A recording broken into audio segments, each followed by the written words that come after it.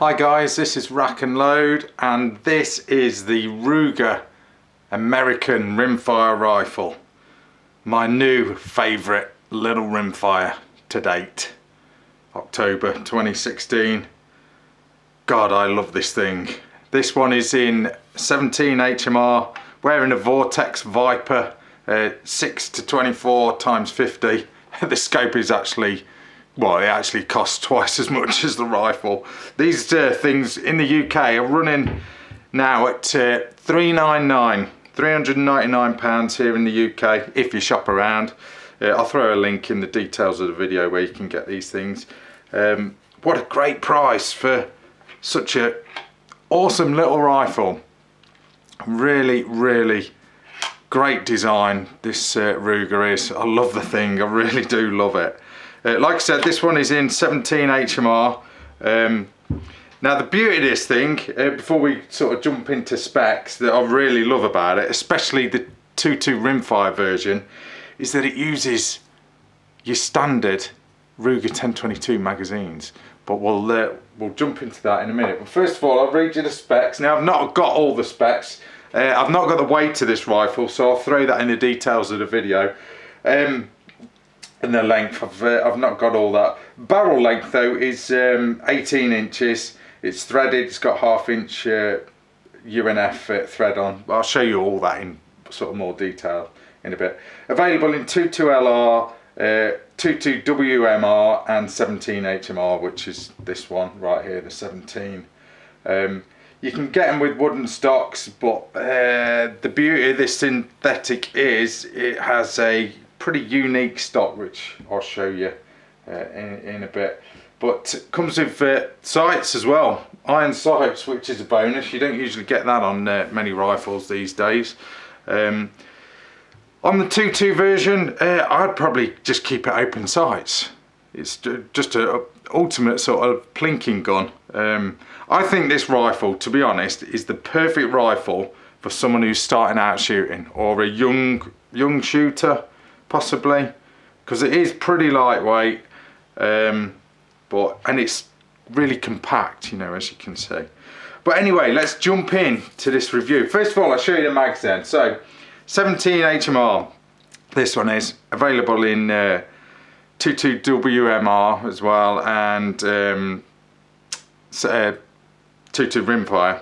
When I can talk, I'm losing my voice already. We're only like 5 minutes into this vid. So these are your sort of standard rotary Ruger magazines. Absolutely bang on, you know. You can't go wrong with them. You literally can't go wrong with them. They've stood the test of time for how many years? They're just bomb-proof, literally bomb-proof. These are 5-rounders with the 17, and then your usual 2.2 rimfire ones, your Ruger 1022 mags, 10-rounders. You can even bang in 25-rounder in there, no problem. You could even, if like me, and I would do this, you could get a Black Dog 50-round drum magazine, bang that in if you're that way inclined. You may not be, but I'm pretty sure I would be. But yeah, the mags, you know, absolutely bang on. You just can't go wrong with them. Can't go wrong with them. So that is probably one of my most favourite things about this rifle, especially the 2.2 version. I mean, it doesn't really apply with the 17 because you're not going to use your 1022 mags. Obviously, it's wrong calibre. But great idea, building a rifle around the standard sort of Ruger 1022 magazine, with exception to the 17 and the 2.2 WMR. Right then. This is where I embarrass myself, guys, because we've got to talk about accuracy, and you've probably seen it at the start of the video. Now, guys, before I sort of show you my target and embarrass myself, guys who shoot 17 are obviously going to whoop my ass using a rifle like this, because I don't use 17 very often, very rare. I think this is probably the 3rd or 4th one I've used, you know, so it's an interesting round. Very susceptible to the wind. That's all I'm going to say. And it was a bit breezy where I was. Yeah, I know I'm making my excuses. But this is what I got at 150 yards using VMAX. Yeah, I've got a flyer there, 150 yards. This was not on a range, okay? This was sort of out in the sticks. I was shooting slightly downhill, not that that really makes a great deal of distance. It was a little bit of the wind, and to be honest, and I am going to pull it in a bit, I think the trigger's a little bit heavy. So whether that was affecting things, and obviously shooter error. So I'll say that now because I'm sure guys in the comments will. But not bad, not bad. I mean, that is, at the end of the day, that's a rabbit, 150 yards. But like I said, guys who shoot 17, you know, all the time, are obviously gonna stack the bullets, you know, way better than what I can. But I was using, I was kind of experimenting with 2 different types of ammo. Started off using the Hornady VMAX. This stuff, that's what that target was shot with. Quite an interesting round, you know, sort of, get it on camera. Sort of ballistic tip there. So I find these things a lot safer to use than 2.2 Rimfire because you don't get any ricochets with these, or I've not experienced any anyway, and I think the bullet's travelling that fast it just absolutely disintegrates if it hits the dirt or whatever, whereas a 2.2 Rimfire tends to sort of bounce. But they were the VMAX I was using. I'm just destroying the box there. Also used the CCI game point. These are like hollow points. They were going alright. I mainly sort of shot the steels with this, with these rather, but they were not bad, not bad. But like I said, you guys that shoot 17 all the time are gonna absolutely kick my ass as far as shooting these things. So anyway, let's take it from the top then, and we'll go into some detail as we always do. The rack and load style. Just tell you about the scope. I'll do a separate video on the scope. This is a Vortex Viper 6-24x50. Excellent scope. Excellent scope. The Vortexes, yeah, they seem to be in the fashion at the minute. Everyone's sort of raving about them. I've got an absolute load of them to sort of test for you guys. I'll do a separate video on that. I must admit, I do hate doing scope reviews because unless you're looking through it, you can't really do it any justice on camera. But we can talk about that, but that's a separate video. Let's talk about the rifle then. So taking it from the stock end. Now this is the great thing about this rifle. Check the stock out. Now, first of all, yeah, I'd lose the stickers as well. Or would you keep them? Nah, I'd probably lose them. That's just me. But very interesting stock. Now this is pretty much the sporting stock, or the stock that you'd use for using the open sights. But if you undo the sling swivel stud, now I have loosened this for video purposes, undo this here, take out the sling swivel stud, the stock will, now I've got to do this on camera somehow, pull off like that. So that's your sort of standard, what's the word, plinking stock, sporting stock, I don't know, whatever you want to call it. And it comes with a bigger stock with a higher comb on it, which, if I can get it on one-handed on camera, fits on like that and gives a higher cheek piece, obviously for using a scope. That's probably where I went wrong because I didn't put it on. So 2 different stocks basically for your money. That is really cool. Love it. What a great feature that is. And then you simply just do up the sling swivel stud. It's as simple as that. So obviously make sure you got it on right, which I haven't.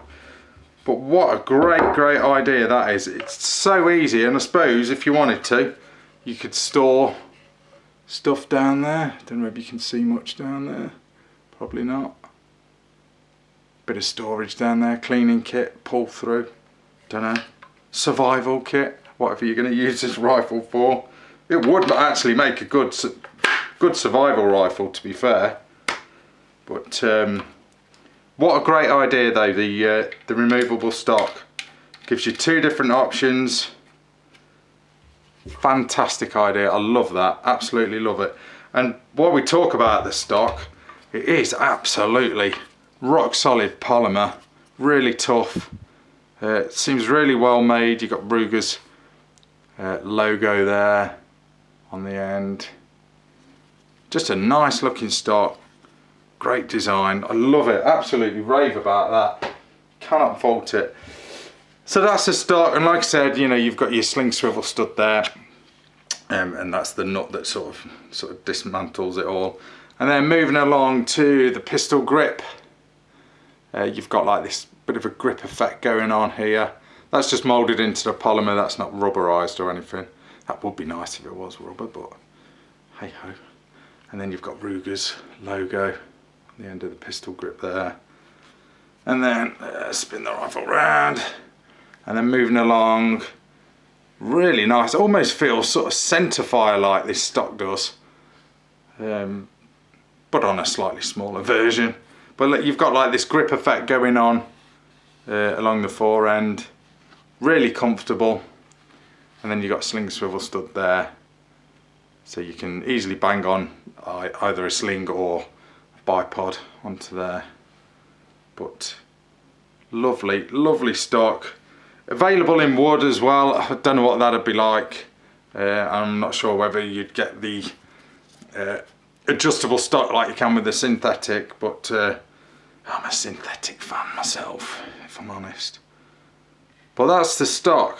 Very, very nice indeed.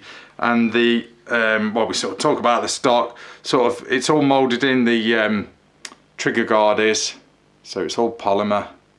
So it is a real tough cookie, this rifle is. Okay, so moving along to the rest of the rifle then. So the barrel, 18 inch, like I said, this one is in 17 HMR.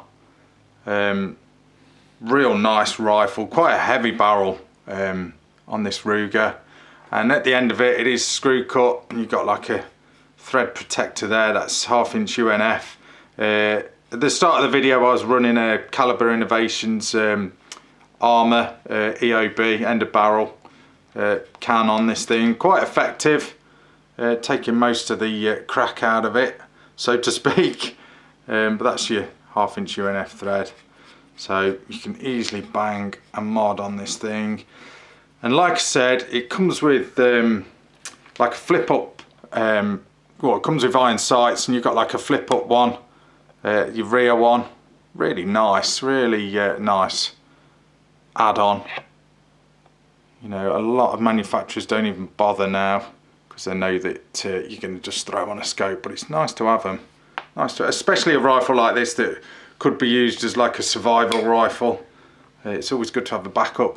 And then moving along to the front, my favourite, if my camera will focus, fibre optics. Just love them things, I do. You can take them off if you want, you know, if you want to fit like an over barrel can on this thing, but oh, I love them sights. Love fibre optic sights, I'm just a big fan of them. And then moving along to the actual action of the rifle, obviously bolt action. You've got a real big sort of bolt knob on this, or bolt handle. That is a bonus. You know, a lot of rimfire rifles tend to have fairly tiny, well, not tiny, but well, not as big as that anyway. That's a big bolt handle, and I like that. I do like a big bolt handle on a bolt action rifle myself. It's my preference, but I tend to like that. And very easy and smooth to operate, you know, and the angle of the bolt when it's all the way up, it gives you plenty of clearance there for your scope, so you ain't got to worry about that. And nice and smooth to operate. As you've seen at the start of the video though, I was having a few extraction problems. Whether it was because of the newness of this rifle, don't know, but it seemed to sort of clear up. But I probably had about 10 rounds that got stuck, and I had to extract them myself. The bolt extractor just was not pulling them. So bit of a pain that was to start with, but it seemed to clear up. Like I said, it was probably just the newness of the gun, the rifle. So hey ho, you know, probably just needs a bit of a lube up, so to speak, before you shoot this thing. So, but no sort of real major issues. Ejection, no problem. It's throwing the spent cases quite far, so it's definitely getting them out of the way. No sort of sloppy ejection like you get in like a Remington 700, for example. You know, I know this is a rimfire, but you know, 700s are pretty renowned for poor ejection. But this thing, yeah, it was throwing them, so not a problem at all. Now, looking at the bolt, let's to get the bolt out, we'll give it a field strip. Excuse me, I'm losing my voice. Press this button here, and try and do this sort of on camera for you guys. So press that button, pull the bolt comes out. Let's just put the rifle down a sec, and then there's your bolt. Seems fairly sort of tough, well made, you know, and solid. No sort of separate bits and loose bits like you get on a Savage, for example. This thing really does feel as good a quality as a, dare I say it, a CZ.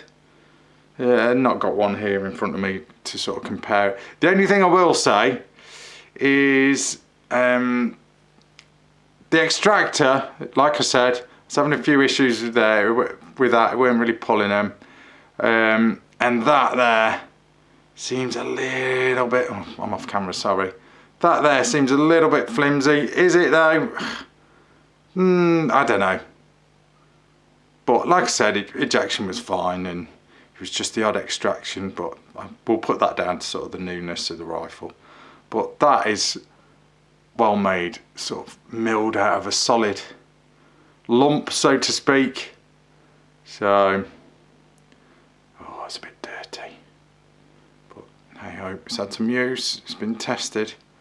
So, but yeah, not bad, not a bad bolt. While we've got that out, actually, just get that out of the way. May as well sort of have a look down the tube if I can get it on camera. I probably can't at the angle of it. No, I can't. But you can have a sort of look in there. Pretty, you know, standard. Nothing really amazing or different to any other bolt rifle. What I will say is the safety catch is excellent. Look where that's located.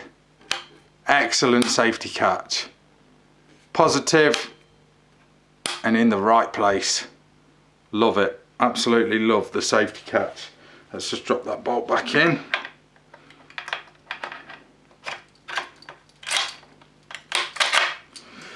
So that's your field strip pretty much.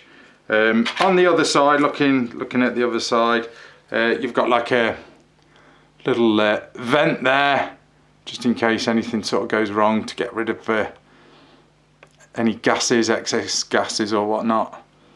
But real nice rifle.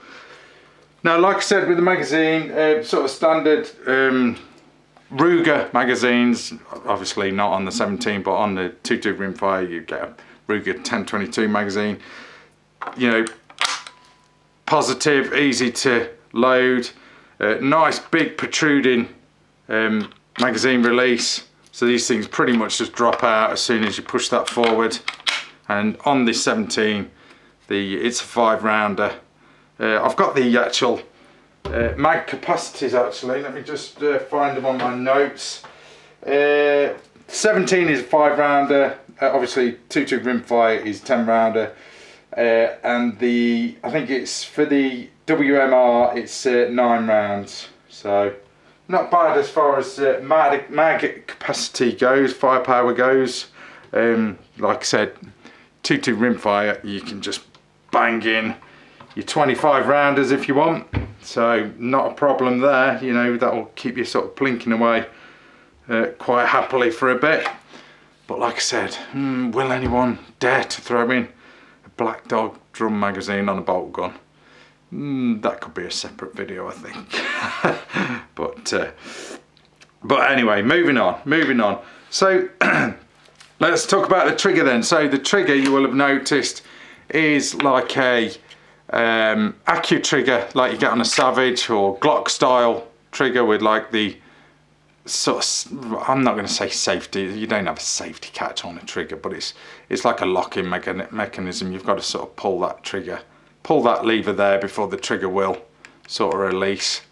Some people hate that. I'm not a great fan of safety catches on triggers. I always think it's like having the go button on top of the stop button, but we'll let them off with that one, because at the end of the day there is a quality safety catch there. But let's give the rifle a pull anyway. Just double check we are clear. I have done about 10 times before I started this video. So that's cocked. I thought it was rather heavy, this trigger, but let's see what the trigger pull tells me. Just over £4. Okay, fair enough. I think it would. To be honest, I thought that was heavier. I thought it was heavier than that. But that's not a bad trigger, to be fair. For a, would you call it a hunting rifle? I'd call it a hunting rifle. Well, especially in the 17, it's a hunting rifle. You know, kind of expensive to sort of plink with. 17 is. If you just want this rifle for plinking, obviously go for the 22 LR. You know, but it's not a bad trigger, to be fair. I could have done with it a little bit lighter, sort of. Hence my iffy shooting. Yeah, go easy on in the comments, guys. On that, I'm gonna get pulled apart, I'm sure. Anyway, moving swiftly on from my target. Looking at the instruction manual, I've not got the box. The box is just a cardboard box with Ruger written over it, pretty much. But yeah, all your do's and don'ts in the manual. Yeah, it's in black and white. You know, it's not bad. It's not bad. Obviously, loads of do's and don'ts. How to load your magazines up. There's all sort of loads of safety bits and pieces in here. How to obviously load the rifle, field strip. I won't do that on camera, but it's just a couple of screws there to sort of take it down, so to speak. How to do your stock, pretty much showed you that. And then sort of maintenance, storage, all your usual do's and don'ts. And then there's exploded diagrams there. That's pretty cool. And there's your bolt as well. That's pretty cool. It's always good to have them in case you are stripping them down, and make sure you're not left with bits and pieces when you put the rifle back together. And there's a sort of trigger exploded diagram there as well. That looks interesting. So yeah, not bad, not a bad manual at all.